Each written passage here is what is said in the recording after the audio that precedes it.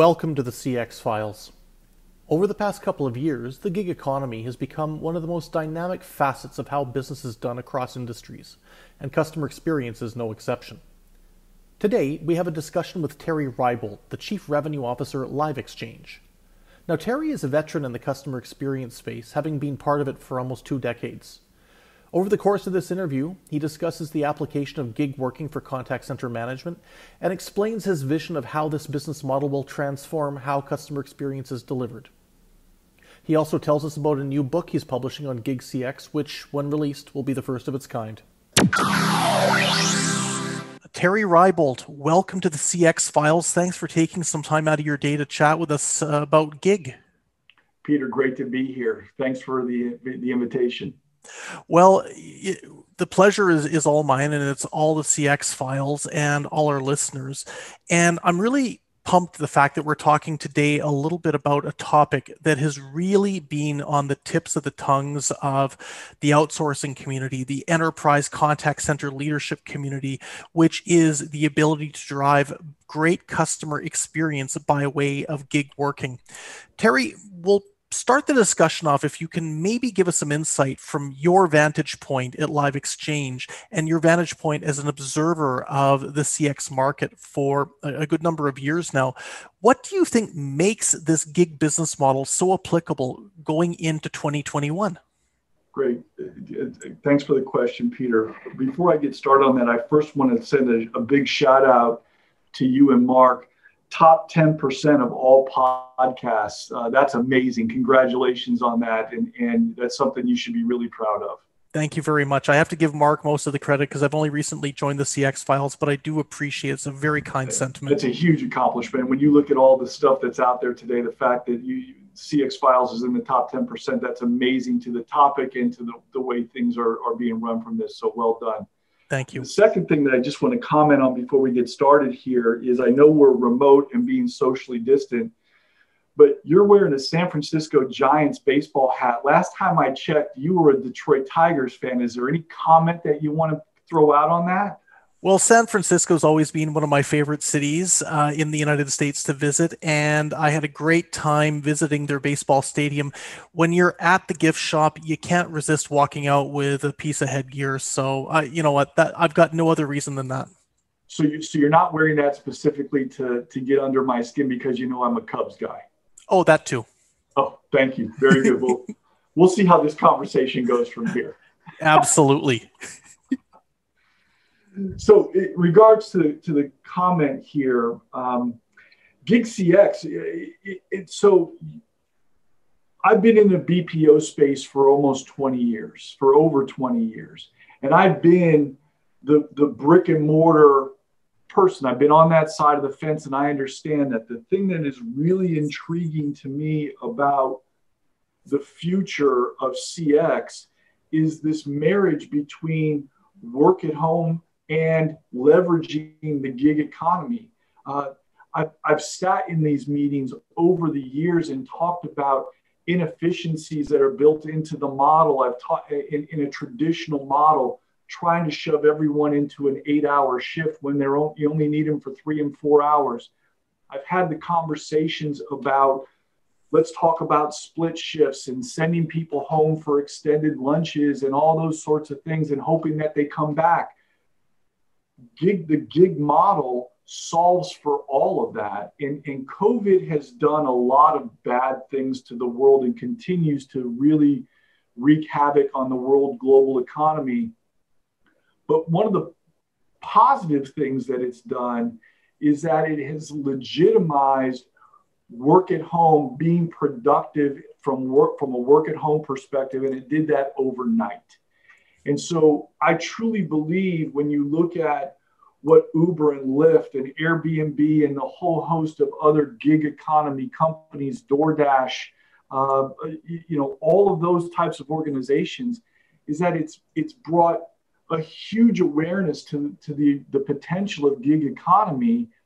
And why not leverage that in the customer experience world now? So you've got the perfect storm where this absolutely fits in a number of ways. So that's what I see is being so applicable going into 2021 and certainly going forward.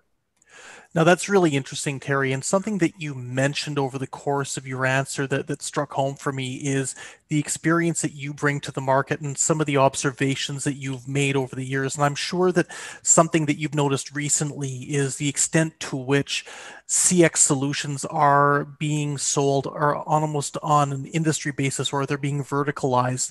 And this is a question that I get from a lot of people when it comes to the GigCX business model.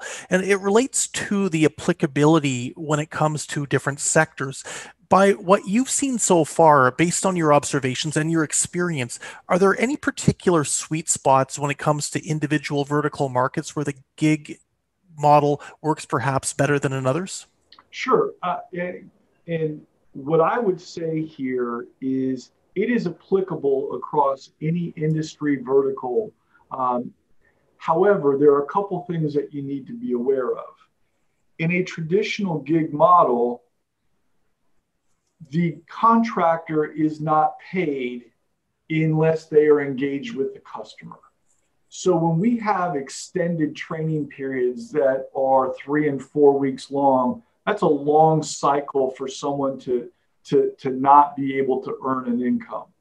At the same time, so when we look at that, I would say e-commerce, retail, consumer products, consumer electronics, things that have a shorter training cycle, 2 weeks or less, I think are ideal spots for the gig model to really make an impact.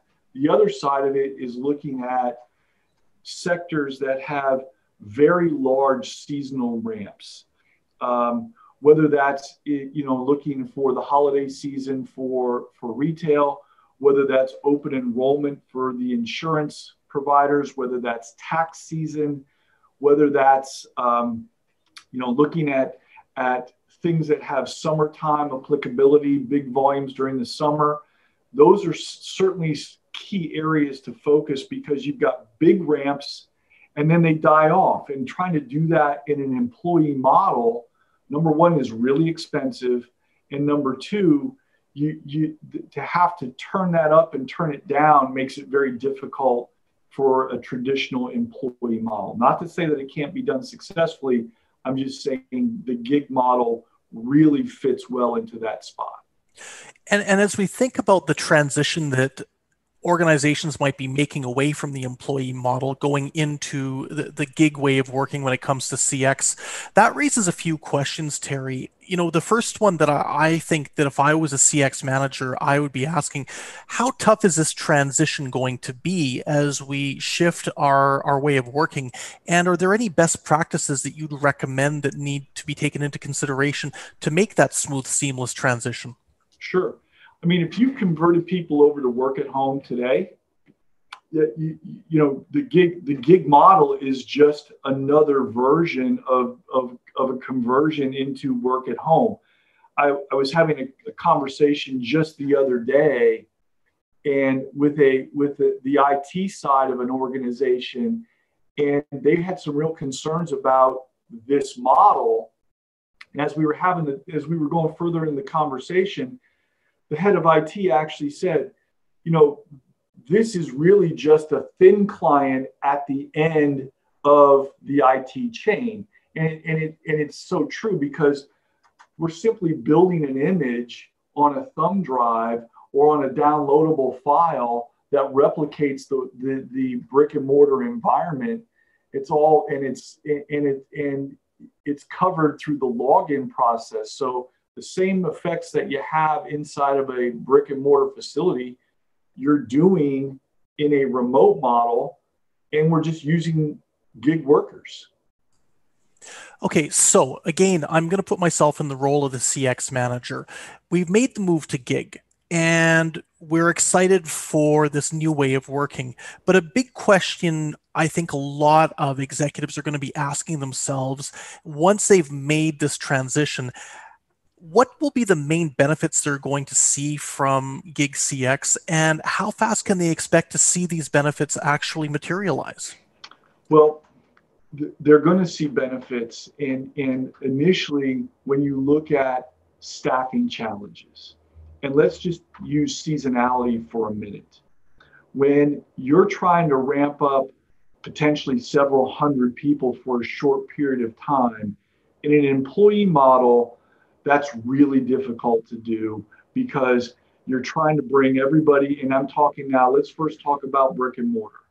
I'm trying to ramp up significantly for a seasonal spike using a brick and mortar only presence. That was the first step. Very difficult. Then we started implementing work at home on this. And now you're saying, okay, but I'm still using the employee model. So I have to accrue for all the taxes and benefits and all these things, deal with overtime and all those sorts of factors. Now you implement the CX model where it's literally an on-demand workforce anytime, anywhere you need them. So those staffing challenges essentially go away. And the fact that it is gig, the ramp up and ramp down is a whole lot smoother than a traditional employee model. And it's significantly less expensive because of all the things that you're not accruing for from an employee model. So, Terry, you've known me as an analyst over the course of nearly 2 decades now, probably nearly as long as you've been in the outsourcing space. You will understand the fact that I would not be true to my profession if I didn't ask if there were any potential risks for an organization to move towards a gig model. You know, let's identify the elephant in the room. They're still working remotely. So the security side of the organization, any organization is still going to have challenges with that. Even if you have a PCI level 1 certified platform, you still don't have direct visibility on those folks. So that's always going to be a factor. And with that is where I would say, although it's applicable in all industries, looking at highly regulated areas, whether that be banking or insurance or things like that, things that have extended training periods specifically, you know, maybe this isn't the right fit for gig at this point. It doesn't mean that it can't be done, but it just means that the cycle's a little bit slower to adopt. I mean, I think about, and no disrespect to the BFSI, the financial institutions that are listening to the podcast, but up until about 10 months ago, work at home was not a topic of discussion inside of the financial world because of security. And now you introduce COVID and it's a transition to work at home simply because that's what the business mandated. Doesn't mean that they like doing it. It just means that they had to accept it and they've made those adjustments along the way. And I think as organizations begin to reevaluate cost structures because of the impacts of COVID on the financials of an organization, this is another benefit of where gig fits in because of the low cost of entry to get involved in it. So we know that when it comes to customer experience delivery, we've got 2 fairly established models out there. There's the BPO, the outsource side, and the captive contact center, which effectively the enterprise will own the CX operations and deliver it themselves. Can you talk a little bit about how GigCX applies to the BPO side and what the applicability would be in terms of the captive side as well? Sure. I mean, without naming names or anything like this, the BPOs can really benefit from the gig model, specifically from the seasonality side. And I'm talking from someone who's been in that role for 20 years. And that is trying to ramp for seasonal adjustment, for seasonal staffing challenges. Your core clients suffer because you've taken your entire recruiting force and focused them to recruit these massive numbers of people for short periods of time. And then what happens, you have high attrition, high absenteeism, and at the end of the day, there is no bottom line contribution margin that's being made to the organization. It's truly a top line revenue deal only. Whereas, and so you went through all this work and all these headaches for really no gain at the end. Enter a gig model that you can ramp up very quickly. The staff already exists. You don't necessarily need to go get them. And I'm talking specifically where LiveXchange can help out the BPOs, and they can tap into that resource. And it's at a price point where the BPO can still add their full margin, and they've solved the problem and walked out of this actually making money at the end of the conversation and have a better overall customer experience than trying to do it the traditional way. From an in-house model, and what's really intriguing to me about this is that, Peter, I think this is a conversation that you and I had actually, where between 70 to 80% of the entire CX budget is still in-house. So only 20 to 30% is outsourced, the rest is in-house.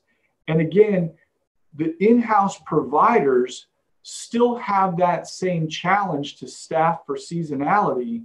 The difference is, from a LiveXchange perspective, is that we are a technology platform that enables an on-demand virtual workforce. So the whole benefit of LiveXchange is the platform is what people are leveraging that has access to the people. And we're not trying to tell a client that we have a better operating model. We're saying, you know your business better than anybody. Just use the platform to close your gaps and to help you with these challenges, and you manage them. That's the true value and the intent of what a platform like LiveXchange brings to an in-house model. And something you mentioned there really resonated with me. It jogged my memory to something. As you know, Terry, the Ryan Strategic Advisory Front Office BPO Omnibus Survey this year sounded the views of nearly 600 enterprise contact center decision makers. And one of the big challenges that we saw so many facing, in fact, the majority of respondents indicated that their own contact center captive budgets are likely to stay flat or shrink going into 2021. Now, we sounded these out at the start of the year. I could just imagine what it's going to look like very likely as these individuals are forecasting. How do you feel from a cost management standpoint this will help some of these captive contact center operators who are really facing a crunch when it comes to their resources?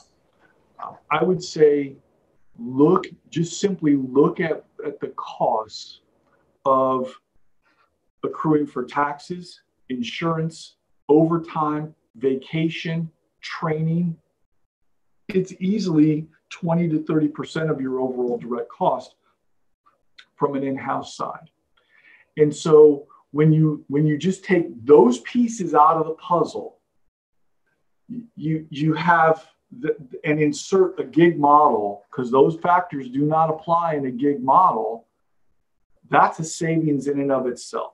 I still believe that automation is coming, and organizations need to look at what they need to automate. But for the human interaction piece, which we all know is so critical, leveraging the gig worker, and I'm not saying it's a lift and shift, I'm simply saying leveraging it where it's applicable. For example, nights and weekends or seasonality. These are huge savings back to an organization that we know has ongoing challenges trying to staff. I don't know of a contact center on the planet, whether it's outsourced or in-house, that doesn't have staffing challenges on nights and weekends. Well, insert the gig model to help close those gaps. And it makes a lot of sense. You know, one of the things I was also curious about the gig model as it relates to the contact center and some of the issues around staffing that we know are taking place. The offshore and the nearshore have been touted as amazing alternatives for onshore delivery, reduce costs, the ability to manage time zones, etc. Are you seeing interest amongst providers that are perhaps based overseas in terms of being able to leverage gig as a way of doing business? Or by your experience, has this been mainly something that's focused on within the core demand domestic markets? Great question.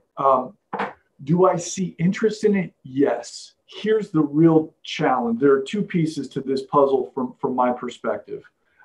Number one, is the broadband infrastructure in that other geo at a point where it can support true work at home on a long-term basis? Number one. Number two, do the labor laws in that geo support a gig economy setup? And those are two very distinct questions. I mean, to be honest with you, you look at some of the big names that are out there that are notorious for gig economy organizations, whether that's an Uber or a Lyft, and you say, are they operating in those countries?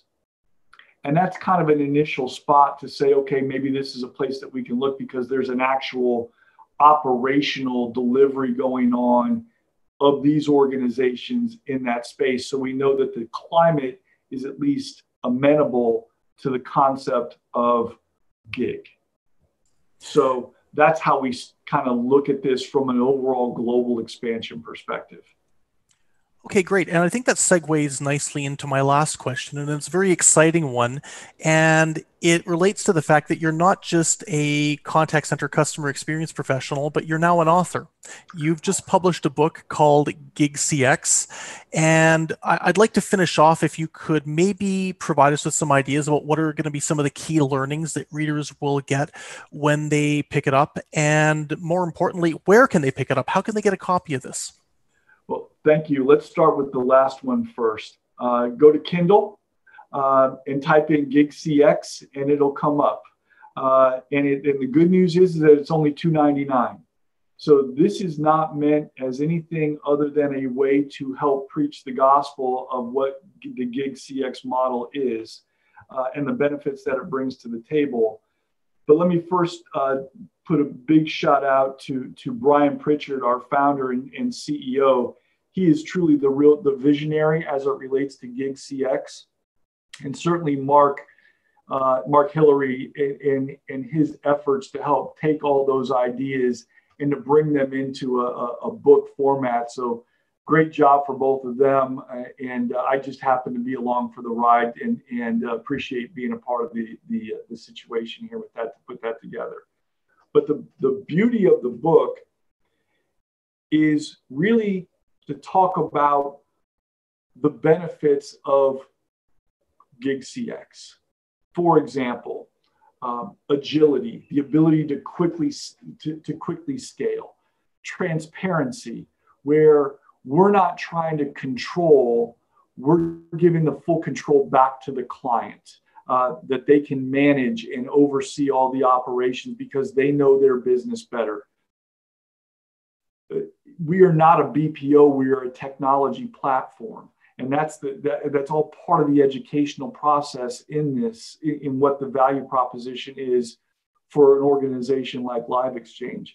Again, looking at security, looking at empowerment of the contractors, where they're actually able to pick and choose their schedules all the way down to a 30-minute level. I mean, it's really powerful in today's world. I read something recently where the gig economy, and I'm talking about the US alone, has brought in something like $3 trillion into the marketplace because of the gig economy.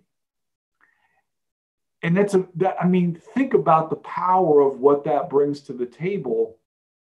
And to be able to leverage that now into the CX space, that's what the book is all about, to talk about those types of benefits. So I appreciate you bringing that up.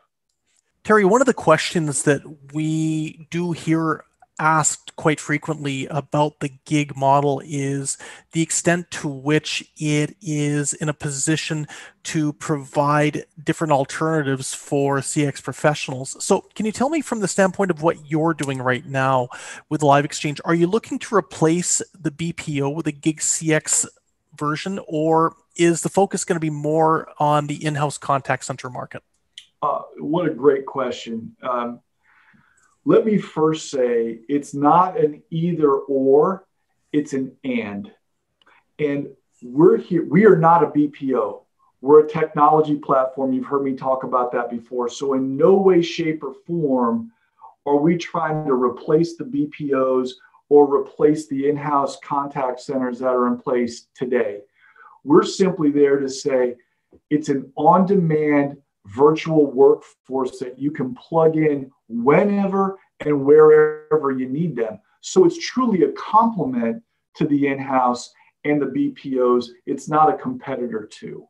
Terry Rybolt, thank you so much for taking some time to join us on the CX Files. It's been a fascinating discussion. Looking forward to many more. Peter, thank you for your time.